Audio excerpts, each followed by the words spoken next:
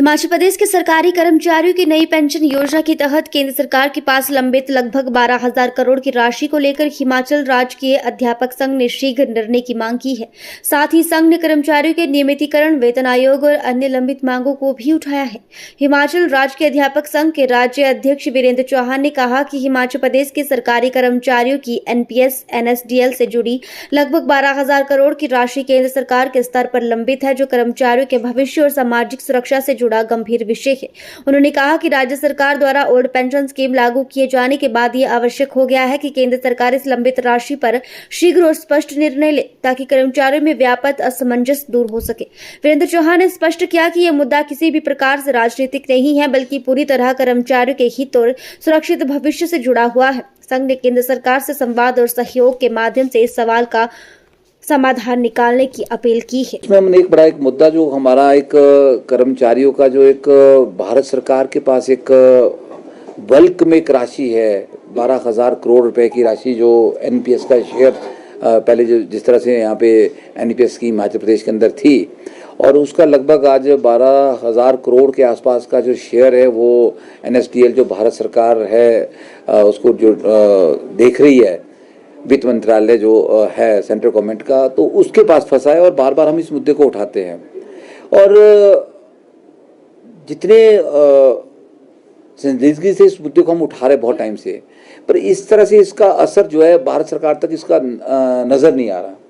पर मैं देख 12,000 करोड़ बहुत बड़ा अमाउंट होता है, और जिससे हिमाचल प्रदेश के कर्मचारियों की देनदारियां काफ़ी हद तक जो है वो हो सकती है। इसलिए हम भारत सरकार के ऊपर भी एक टकटकी लगा रहे हैं। इस बात को हम कह रहे हैं प्रमुखता से कि भारत सरकार में जो वित्त मंत्रालय और पीएमओ है, प्राइम मिनिस्टर ऑफिस है, वो उस तक ये खबर पहुंचनी चाहिए। और क्यों नहीं पहुंचती है? अगर पहुंचती है तो इस पर संज्ञान क्यों नहीं होता है कि जब हिमाचल प्रदेश के कर्मचारी पुरानी पेंशन में आ गए हैं तो उनका जो उसमें जो 14% के हिसाब से तो हिमाचल सरकार का शेयर है, सीधा सीधा 8,000 करोड़ रुपए के आसपास की राशि जो है हिमाचल सरकार की ट्रेजरी से गई है, हिमाचल सरकार के खाते में सीधी आनी है। और बाकी का लगभग जो अगर मैं कहूँ कि 5,000 करोड़ के आसपास की राशि जो कर्मचारियों की उनको मिलनी है, तो इसके ऊपर जो है भारत सरकार को माननीय प्रधानमंत्री महोदय और जो वित्त मंत्री है हमारे भारत सरकार के, उनको संज्ञान लेना चाहिए और राशि हिमाचल सरकार को लौटा देनी चाहिए। और हम ऐसी मांग कर रहे हैं, और इसमें हम जो है बहुत जल्दी संयुक्त कर्मचारी महासंघ जो हमारा एक मंच है, हमारा एक जो संगठन है, उसके माध्यम से हम एक मेमोरेंडम जो है पीएम और finance ministry, government of India को भेज रहे हैं। तो हम आपको पता है कि हमारा 13% डीएम पीछे, हम 45% डीए ले रहे हैं और केंद्रीय कर्मचारी जो है वो 58% डीए ले रहे हैं। तो हमारा 13% डीए है, एरियर हमारा उसकी अदायगी नहीं हो पा रही है। और इसके साथ साथ जो है हमारा अब नया वित्त आयोग जो 7वां वित्त आयोग लागू होना है जनवरी 26 से, वो भी लागू होने वाला है। अभी हमारी जो छठे वेतन आयोग की है वो ही उसको सेटल नहीं हुआ, नॉर्मली सेटल नहीं हुई है। हम पंजाब से भी डेविएट कर रहे हैं, बहुत पीछे हैं। और जो 7वां वेतन आयोग है जिसकी हम मांग कर रहे हैं, और हम इसके लिए भी साथ साथ मांग करते हैं कि भी माननीय मुख्यमंत्री इसकी भी घोषणा करे। अगर पंजाब लागू करता है, अपना पे कमीशन को बढ़ाने की घोषणा करता है तो ठीक है, नहीं तो सेंटर का स्केल हमारे को दिया जाए। तो इन सब जो वित्तीय जो हमारी आवश्यकता है, जिसको लेकर हम बार बार बात कर रहे हैं, अगर ये हो जाती है तो इसमें जो है भारत सरकार का जो ये हमारा जो 12,000 करोड़ है, ये काफ़ी हद तक जो है एक कारगर सिद्ध होगा, मैं कह सकता हूँ। और हमारे बहुत अच्छा बोर्ड, एचपी बोर्ड काम कर रहा था, पर उसको और स्पीड किया जा सकता था। लेकिन अगर सरकार ने सोचा है तो कुछ और अच्छा सोचा होगा।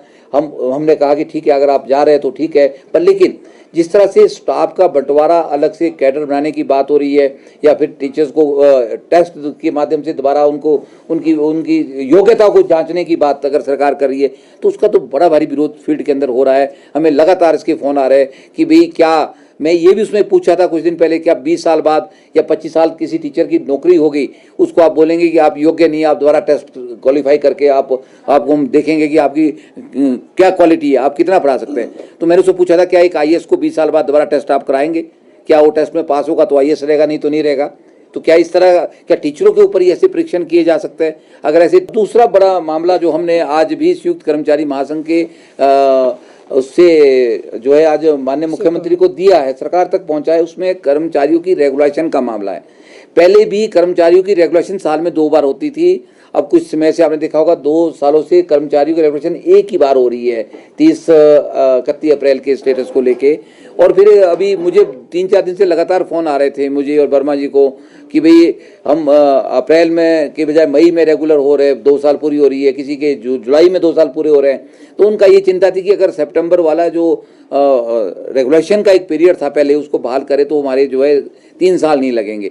यहाँ तक कि हम तो इसमें ये भी मांग कर रहे हैं कि हमने पत्र के माध्यम से मुख्यमंत्री से आग्रह किया कि जब जब कर्मचारियों के 2 साल होते हैं तो मंथली बेस पे उसको वैसे ही उसको रेगुलर किया जाए, ऐसे उसको रेगुलर माना जाए। ये भी हमने इसमें डिमांड की है। मैंने आपको मेडिकल बिल्स, हमारे कर्मचारी रिटायरी हमारे बैठे अभी रिटायर हो गए, हमारे जो साथी थे हमारे, क्योंकि रिटायरी भी हमारा इस संगठन का हिस्सा है, रिटायर्ड कर्मचारी है चाहे रिटायर्ड टीचर्स है।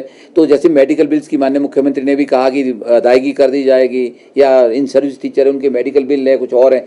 तो हम बहुत टाइम से मांग करें कि कैशलेस हेल्थ स्कीम्स क्यों ना सरकार लागू करे। उसमें क्या है कि उसमें सरकार का वर्डन भी कम हो जाएगा, क्योंकि हर आदमी जबरदस्ती ऑपरेशन के लिए जाएगा नहीं, वो कोई अपनी चीर फाड़ेस तो करेगा नहीं। जब उसको जरूरत होगी तो ही वो ऑपरेट होगा या उसको दवाइयों की जरूरत होगी, तभी उसको कैशलेस हेल्थ स्कीम का फायदा होगा और डायरेक्ट उसको जो है उसको रिलीफ मिलेगा। और बाकी जो जिस तरह का इसमें जो सरकार का और खर्चा बढ़ रहा है तो वो भी उसमें कम हो जाएगा। तो हम एक मांग कर रहे हैं कि कैशलेस हेल्थ स्कीम को सरकार कर्मचारियों के लिए लागू करे और हर पे कमीशन